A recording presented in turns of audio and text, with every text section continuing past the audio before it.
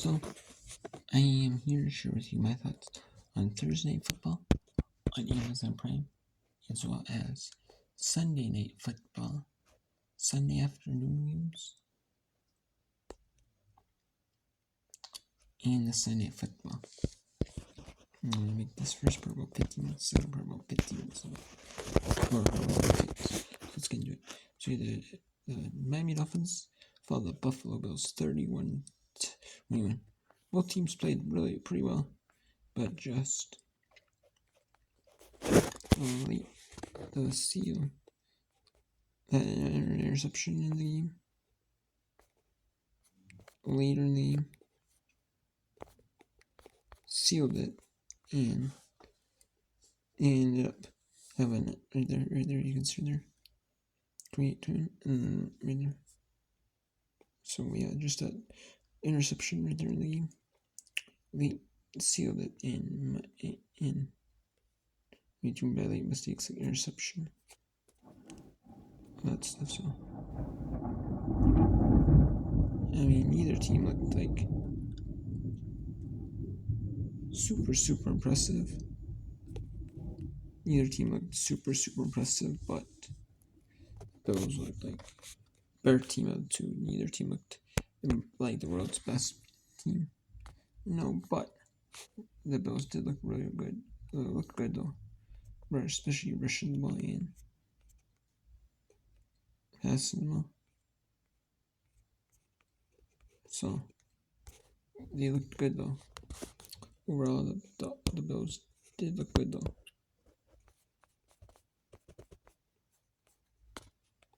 The Minnesota Vikings dominated the Cincinnati Eagles 48-10. Being the Isaiah Rodgers was dominant. For the Minnesota Vikings had a 99.9% pro football grade, the rankings of Pro Football Focus or Fantasy or whatever. They have the game, and it was I think it's Pro Football Focus where they do like the grading of every player at the different positions on like offense, defense, based on like the stats and what they did in like all 22, and like yeah, you can see that he had a 99.9% grade. In coverage, he had a 99.4. Overall grade was an 89.9, which is like as perfect as you can be. And you're never gonna get 100, but it was did not throw. I have to throw the football. It was Jake Brown. He went 19 plays on 100 yards, a touchdown, and 2 interceptions. That was a late touchdown in the third quarter too. Fourth quarter. So yeah, it was 11-12 in the fourth. So like that just shows you he didn't look that great. Just Carson Wentz in the third quarter. So just Joe Mason just in the first quarter. Carson Wentz started hot. Then the second quarter, then had a little slow start. But then in the second quarter they got off a field goal, so that was good. Carson Wentz, and then fumble return. Then did a fumble return touchdown. Then Evan McPherson, the Bengals scored a field goal, and you're like, okay, they make it back into it, some field goals.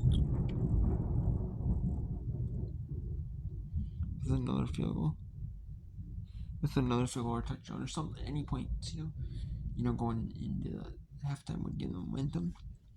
If they could hold the Vikings to 17, I thought, okay. But then the Vikings, they got a 66-yard fumble return touchdown. Then it was an interception or like a punt or something. Can't remember which, but then it was a 5-yard touchdown by Jordan Mason, 31, and then Riker kicked a 6-yard field goal. So they had just a bunch of turnovers for Cincinnati, and then the 41-yard for a touchdown and a favorite touchdown pass by T.J. Hudson. First one's T.J. Hudson. So just the Vikings look just unbeatable right there. Especially Christian Darrisaw. He was back, and that really helped Carson Wentz. Carson Wentz was able to throw it out faster in the league, because like he threw it out faster than J. McCarthy would. But so, Carson Wentz just looked pretty good out there. He really honestly did. Is he gonna probably start over J.D. McCarthy? Probably not. But can he? Because they wanted to develop J.D. McCarthy and have J.D. McCarthy be the future of the Quilly team. But can he play good? Absolutely he can. The defense played really well. The running did well. All aspects of the team did well. And you can see that today. So that was all. So yeah, 48-10. What a win that one was. It was just a blow in the first half. In the third quarter, they ran the backups, and like the Bengals brought their third string quarterback, Brett Rippon. And they brought in Max Brosman in the third half. They ran Scott Cam Akers. They ran them. They ran some of the backups in that one. And just I was just like stunned even as a Vikings fan watching this game. I'm glad that's like a win. They won. Dominated this one, but just like holy shit. It's just one of those that's like if you didn't watch, it's like hard, like just I'm watching and it's like holy shit. Like man, God, they did well. The Houston Texans fell to the Jacksonville Jaguars 17-10. She just did not look that good. 25-30, 2 for yards, a touchdown, 2 receptions. Jones had 24 220 yards, a touch interception. So neither team looked really great, but they had a couple of touchdown runs. Then the fourth quarter, Texans scored an equal 50-yard touchdown pass from CJ Stroud for a touchdown. And yeah, and Kenny Perrin came for a 39-yard field. So neither team looked really great, but and then on a minute 40 to go, the Jaguars scored a game-winning touchdown. So neither team looked great out there, but Nico Collins had most of the receivers, and Jaguars,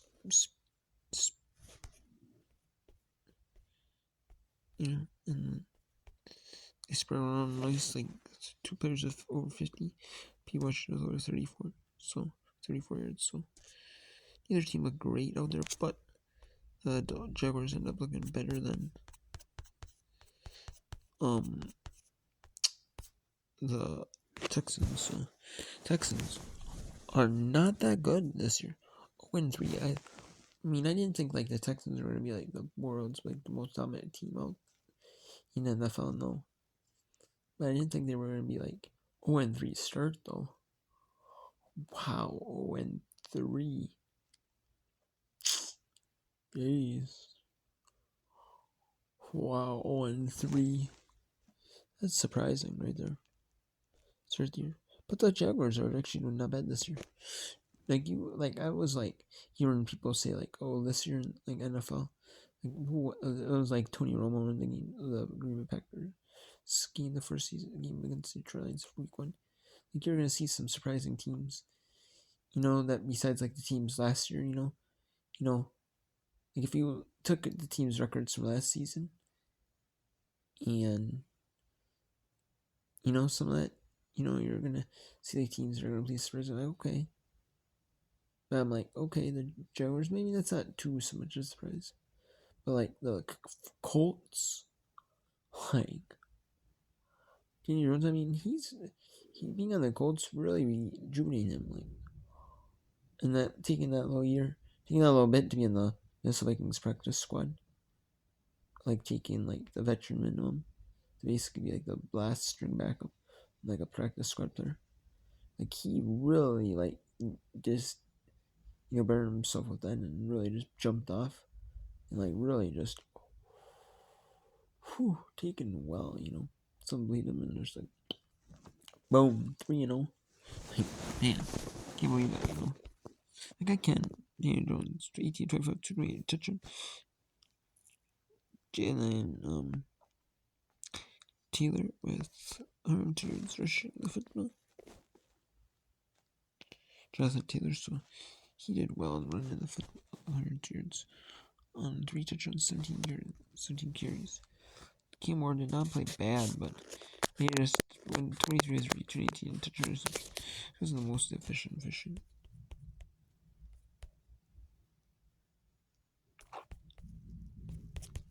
Having 34.7 yard kick returns.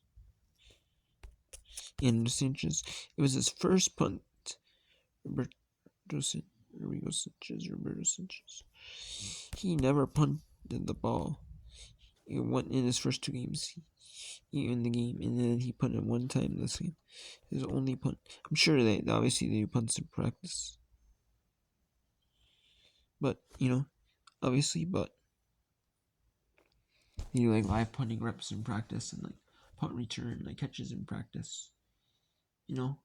With like live reps from like a ball machine, or they do like a punter's reps maybe a few times, but like, wow, And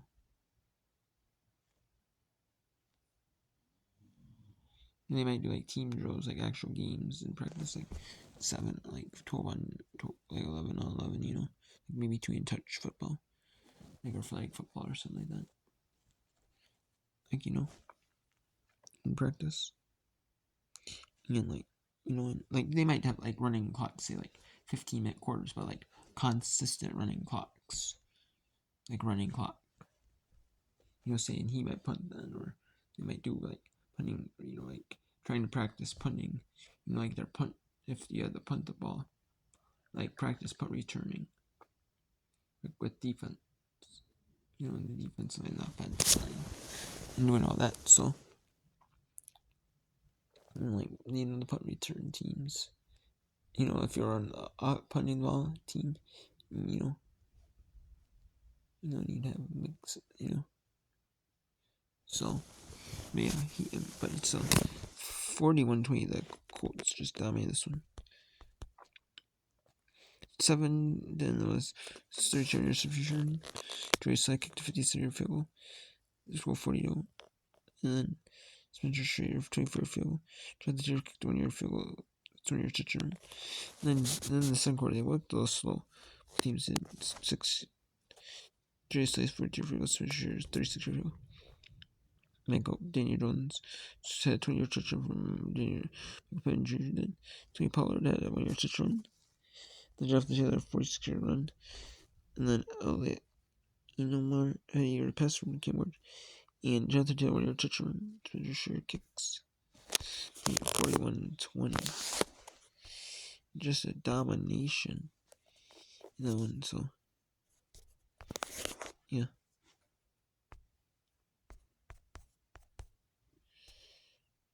What a domination in that one. And then the Washington Commanders defeat the Las Vegas Raiders 41-24. And Marcus Mariota had a good game. Geno Smith in 19-29, 3 touchdowns. Marcus Mariota 15-21, 20 yards a touchdown. Ashton Jenkins 17 carries, 6 yards. So they really need to feed Ashton G.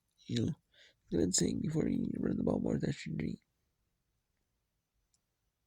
This game, Geno Smith did not look bad, but they just couldn't get, there's the offense of the Commanders, and their defense, they just had some big plays, a 6-yard touchdown, run pass, so they just look good, a 6-yard run, so they had some big plays, punt return touchdown. McCaffrey for a pass from Marcus Mariota in the game. So without Gene Daniels, they looked really solid. The Washington Commanders did. So the Rex did not look that super impressive. 52 and turns here, but like the running game kicked in, the passing kicked in, the punt return, the special teams, everyone could So I guess you can't complain though. And then you had the Philadelphia Eagles on a block. We're down. We're down.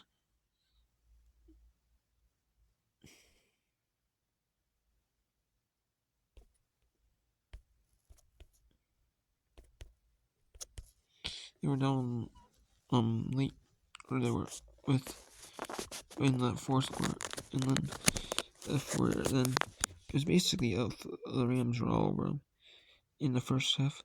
7-0. It was Jake Elliott when James Hurts for your touchdown, and Josh Creek 51 your field goal. Rams 44 pass from Matthew Stafford. Josh McCourty kicked 3 field goals. You thought they would have converted one of them into touchdowns, but still. Then in the third quarter they got a big play and a 10-yard touch from Matthew Stafford. Josh McCourty kick. Then the Eagles scored with 2 touchdowns. Josh scored 3 for pass for Jalen Hurts. And there around near pass for Jalen Hurts. Then Devontae Smith failed for your touchdown pass from Jalen Hurts. And then failed 2-point conversion. Then you thought, okay, and then it was the Eagles kicked a third return, a 61-yard block field goal for a touchdown to seal the win.